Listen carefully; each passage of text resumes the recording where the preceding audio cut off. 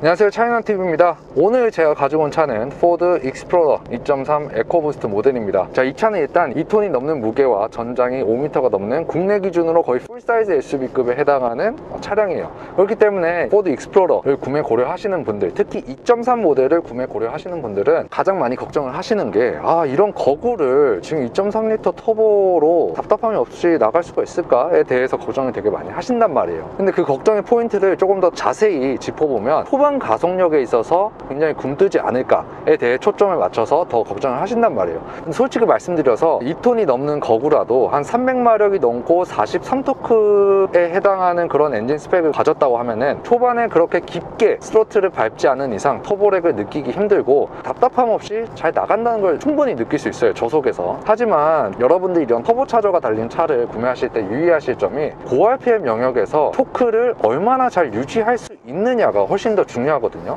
근데 저는 이 차를 타면 좀 만족한 부분이 이렇게 고RPM 영역에서 추가로 이제 가속을 할 때 거의 5500rpm, 6000rpm까지 이 토크를 잃지 않고 꾸준히 밀어준다는 그런 느낌이 들거든요. 일반적인 터보 엔진이 달린 차들보다 고RPM 영역에서 토크를 잃지 않고 나간다는 게 느껴진다는 거죠. 그거 여러분들께 좀 수치적으로 보여드리기 위해 가지고 익스플로러의 이제 토크 커브를 가져왔는데, 좀 보시면은 3500rpm에서 최대 토크가 나와요. 근데 이제 5500rpm까지 가서도 거의 38토크가 넘는 수치를 보여주면서 거의 최대 토크하고 10%밖에 감소가 안 한다는 게 보여지거든요. 근데 비교해서 좀 말씀드리면, 제가 지난주에 시승한 벤츠의 E250 같은 경우에는 3500rpm에서 최대 토크가 나오지만 거의 5500rpm 가서는 거의 28% 이상 토크가 떨어진다는 게 보여지죠. 어떻게 엔진을 세팅했길래 이런 수치가 보여질 수밖에 없는가에 대해서 엔진룸을 열어보고 여러분들께 말씀드리도록 하겠습니다. 자, 여기는 익스플로러의 엔진룸입니다. 자, 익스플로러가 이렇게 토크감이 살아있는 이유에 대해서 좀 설명드리자면,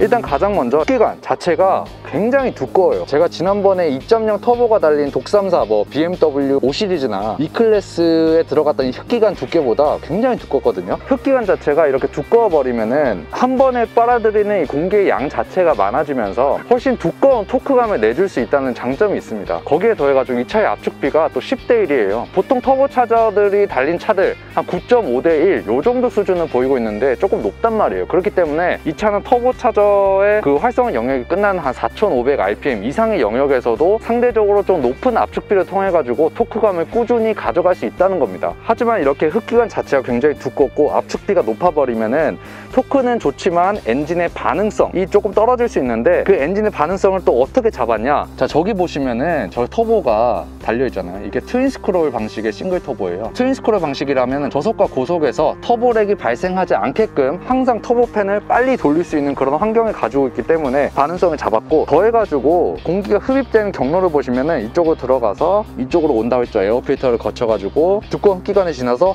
터보로 꽂혀가지고 바로 밑으로 돌아서 이쪽 엔진으로 꽂힌단 말이에요. 그렇다 보니까 흡기관 자체가 상대적으로 짧아요. 흡기관이 짧으면 제가 항상 말씀드렸다시피 엔진의 반응성이 빨라진다는 장점이 있죠. 그렇기 때문에 이 2.3 에코부스트 터보 엔진은 저속과 고속 영역에서 발생할 수 있는 그런 단점들을 모두 다 잡은 그런 아주 훌륭한 엔진이라고 볼 수 있습니다. 자, 이해되셨죠? 자, 그럼 주행으로 넘어가 보도록 할게요. 자, 그리고 구독자님들이 이제 가장 많이 질문을 해주신 게 익스플로러의 연비가 어떻게 되냐, 시내 연비는 어떻고 고속 연비는 어떠냐에 대해 좀 문의를 많이 주셨는데, 그 전에 좀 짚고 넘어가야 될 부분이 포드의 10단 미션인데, 이 10단 미션 자체가 굉장히 다단화되어 있기 때문에 RPM 자체를 낮게 쓸 수 있어서 연비가 굉장히 잘 나올 수 있다 라고 생각하시는 분들이 많아요. 근데 반은 맞고 반은 틀리다고 볼 수 있는 게, 일단 시내 연비에서는 잘 나오는 게 맞아요. 왜냐하면은 이 미션 자체를 하도 다단화해 버리기 때문에, 특히 저단 기어, 기어비가 그렇게 크지 않거든요. 1단 기어비가 한 4.77이고 2단 기어비가 한 2.99예요.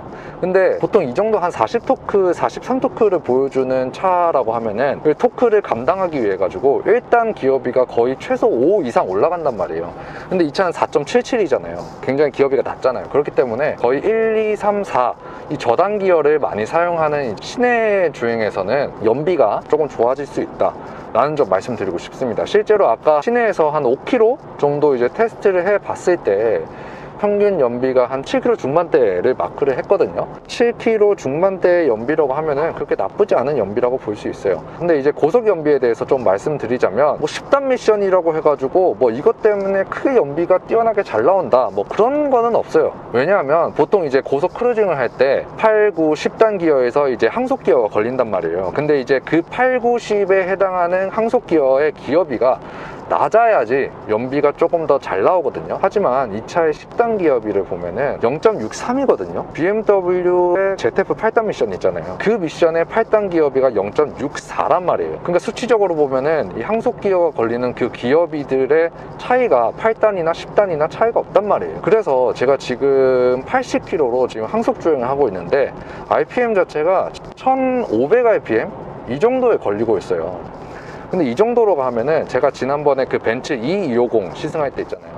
그때 이제 100km 정도로 항속 주행을 했을 때 한 1400rpm 정도를 마크했거든요. 10단 미션이라고 해가지고 RPM을 더 낮게 쓰는 편은 아니다 라고 좀 말씀을 좀 드리고 싶습니다. 그래서 아까부터 지금 한 29km, 30km 정도를 주행을 하고 있는데 한 12.1km의 연비가 나오거든요. 뭐 나쁘지는 않은데 막 10단 미션이라고 해가지고 연비가 막 드라마틱하게 좋아지고 그런 건 아니라고 제가 생각을 합니다. 자, 여기까지 일단 제 영상을 보시고 이 차에 대해서 뽐뿌가 오신 분들을 위해 가지고 이 차를 지원해 주신 포드 용인 전시장에 근무하고 계시는 정휘교 주인님께서 익스플로러의 4월 구매 가이드에 대해서 간단히 설명해 주시겠습니다.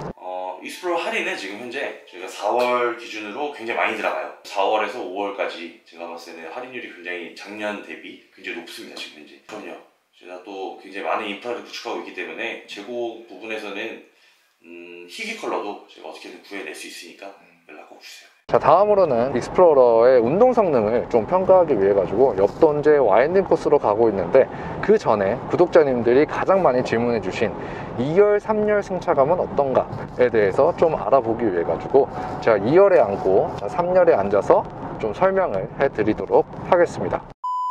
지금 2열에 앉아가지고 열심히 가고 있는데, 일단은 이 차가 지금 캡틴 시트가 아니고 벤치 시트잖아요. 그렇다 보니까 이 시트 자체의 폭이 약간 좁아요. 성인 남성이 앉기에는 약간 좁은 느낌이 있고, 이 등받이 각도도 되게 눕혀져 있고 레그룸, 헤드룸 다 충분하지만 진동이 약간 좀 올라오는 게 방지턱을 넘을 때 생각보다 좀 통통 튀는 느낌? 그런 느낌이 있어요.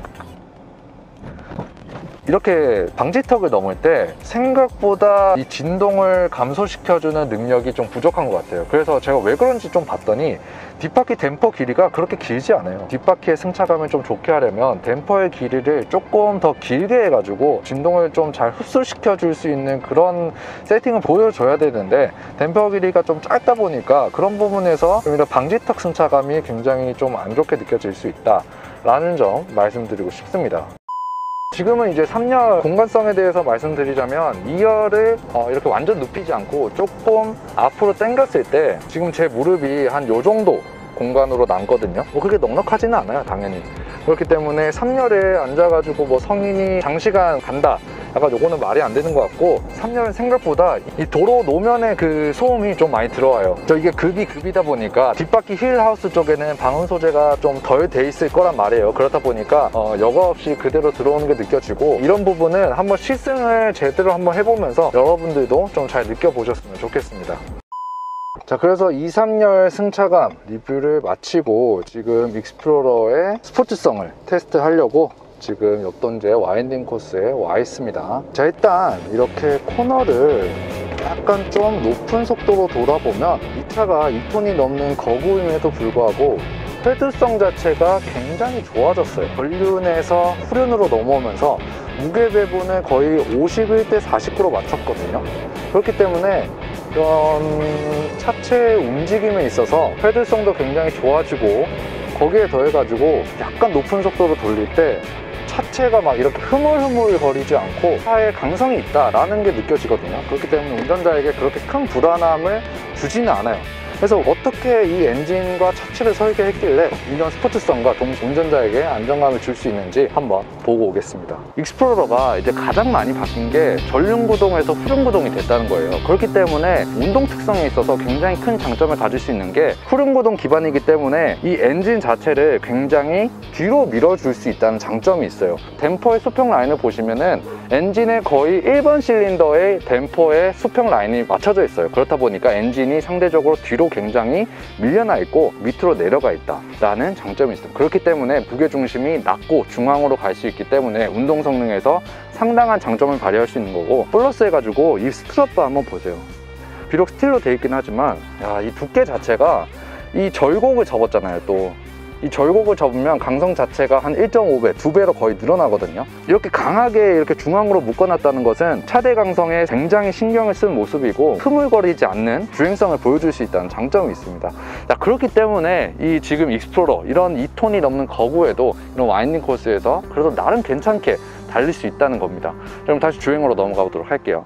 잘 보고 오셨죠? 그래서 이 차를 좀 총평을 해드리자면, 일단 제가 확실히 말씀드릴 수 있는 거, 이 4기통이라고 해서 2톤이 넘는 SUV를 끌기에 전혀 부족함이 없다. 심지어 고속 RPM 영역으로 가서도 이 차의 가속력에 있어서 부족함을 여러분들이 쉽게 느낄 수는 없다 라는 점이 있고, 하지만 2, 3열 승차감이 조금은 많이 부족해요. 여러분들이 이 부분은 한번 시승을 해보면서 느끼시길 바라며, 생각보다 이 후륜구동 플랫폼으로 바뀌면서 오는 그런 무게 배분의 밸런스나 가벼운 헤드성, 이런 점에서 오는 그런 스포츠성이 굉장히 운전자에게 안정감을 준다. 그리고 공간성은 말할 것도 없고요. 그렇기 때문에 후륜구동 플랫폼으로 바뀐 이 차를 6천만 원 할인을 받으면 한 5,700, 800 이 정도에 구매할 수 있다고 하면은 좋은 가성비가 있는 차라고 볼 수 있고, 그렇기 때문에 이 차가 지금 수입 SUV 시장에서 굉장히 좋은 성적을 유지하고 있다고 생각을 합니다. 자, 이상으로 포드 익스플로러 2.3 에코부스트 시승기를 마치겠고, 시청해 주셔서 감사합니다.